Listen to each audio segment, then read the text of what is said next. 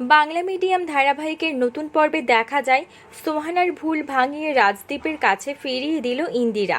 সারা রাত ঘুমাতে পারেনি ইন্দিরা। তার এখন একটাই ভাবনা, ভিকি স্যার ভালো হয়ে গেছে, তাকে এবার কিভাবে কাজে লাগানো যায় সেই ব্যবস্থা করতে হবে। গভীর রাতে একটু পায়চারি করতে বের হলো ইন্দিরা, কিন্তু সোহানাদির রুমের সামনে এসে থমকে দাঁড়ালো ইন্দিরা। এত রাতে দিদি ফোনে কার সাথে কথা বলছে? বেশ খানিকটা সময় পর ইন্দিরা বুঝতে পেরেছে বয়ফ্রেন্ডের সাথে মান অভিমানের পর্ব চলছে।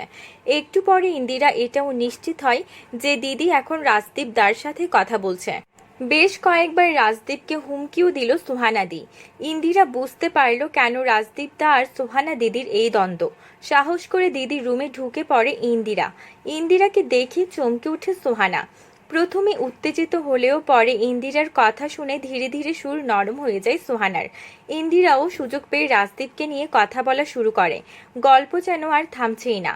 তাহলে কি এবার সোহানাদিকে ম্যানেজ করে রাজদীপের হাতে সোহানাকে তুলে দিতে পারবে ইন্দিরা? বন্ধুরা, তোমরাও কি এটাই চাও? এক্ষুনি একটা লাইক দিয়ে এবং কমেন্ট করে জানিয়ে দাও তোমাদের মতামত। ধন্যবাদ।